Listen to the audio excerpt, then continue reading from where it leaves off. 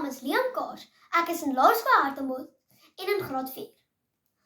Moenie in 'n slegte patroon vasgevang word nie. Dames en here, vandag wil ek met julle gesels en julle oortuig dat dit nie goed is om in 'n slegte patroon vasgevang te word nie. Ek hoop julle kan raak sien hoe 'n slegte patroon lyk en hoe moeilik dit is om daaruit te ontsnap. Waaraan laat hierdie julle dink? Dis faf, nee? Dit is moontlik vir ons om patrone aan te leer, maar ons kan onbewustelik in patrone beland of ingedwing word. Die punt wat ek vandag wil maak, is dat dit nie goed is om in 'n slegte patroon vasgevang te word nie. Voordat ons begin, moet ons eers vasstel wat 'n patroon is. Ons het dit nodig om te kan onderskei wat 'n goeie en 'n slegte patroon is. Ons kry ook patrone vir klere en goedere. Ammunisie word ook patrone genoem. Volgens Wikipedia, in ons geval, verwys 'n patroon na 'n herhaalde toepassing van dieselfde reëls wat lei tot dieselfde resultaat. My eerste punt vanaand gaan met ligte vermaak oor die Springbokke. My bron vir hierdie punt is van naasbote tot by elke rugbykenner op die rusbank. Ons hoef nie by slim mense te hoor hoe 'n slegte patroon in rugby lyk nie. Ons kan dit sommer dadelik sien. Daar skop Faf alweer die bal weg. Dit is 'n spelpatroon. 'n Slegte patroon wat gaan teen 'n goeie rugbyspan lei tot 'n groot pak slaag. Soms lei druk ons na 'n slegte patroon en dan kan ons dit verstaan. Maar as jou patroon daai dag nie werk nie, is dit duidelik sigbaar op die telbord. Ons moet dan harder oefen en beter patrone aanleer. In rugby moet jy nie in 'n slegte patroon vasgevang word nie. Punt nommer 2. Hier is die vraag. Hoe weet ons of ons in 'n slegte patroon is?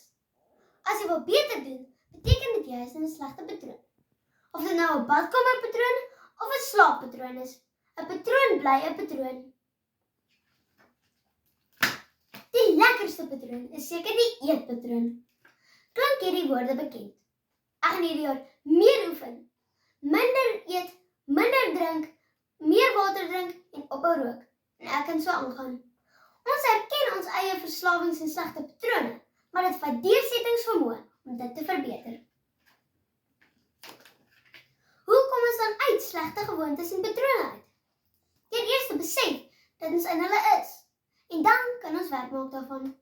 Byvoorbeeld, wat moet ek doen as ek elke oggend 5 minute laat kom vir skool? Staan 5 minute vroeër op. Ons hoef nie by slim mense en kenners te hoor om ons vraag te beantwoord nie. Ons almal weet wat gebeur as ons te veel eet. Die Brits leer van ons en kweek kinders met karakter om van kleins af goeie roetines en patrone aan te leer. Ons kan teen reg te begin verhoed om in slegte patrone vas te val. Ons sien weer dat dit glad nie goed is om in slegte patrone vasgevang te word nie. My derde punt is uit 'n geestelike oorsprong. My bron is hier, my Bybel. Wie ken nie die storie van die Israeliete en hulle 40 jaar trek deur die woestyn nie? Al die ouer mense praat van nog 'n keer om die berg of leer ons nie uit ons foute nie? As ons na 'n landkaart kyk, was die Israeliete nie eintlik so ver van die beloofde land af nie. Dit het hulle egter 40 jaar gevat om die beloofde land in te gaan. Die storie gaan so. Moses het 12 verkenners gestuur om na die beloofde land te gaan kyk. 10 het teruggekom met bewyse dat die land goed is. 'n Land van melk en honing, maar dat die inwoners groot en sterk is. Hulle was in ongeloof dat God hulle sou help. Joshua en Caleb was twee wat gesê het dat hulle dit kon maak, dat God hulle sou help. God het gesê dat net Joshua en Caleb in die beloofde land mag ingaan. Die Israeliete se geloof en gedrag was vasgevang. Hulle wou teruggaan na Egipte en hulle ou slegte patrone. In Hebreërs 4:7 staan daar: Vandag as julle sy stem hoor, moet julle nie hardkoppig wees nie. So weerhou ons slegte gewoontes ons van God se plan met ons lewens. Dit dring ons terug in ou patrone van geslag tot geslag. Nie waar nie? Ten slotte, ons kose tema is wees die verskil. Wat is die teenoorgestelde daarvan? wees dieselfde. Om 'n verskil te wees, beteken om uit jou gemakstoele te moet opstaan en groter uitdagings aanvaar.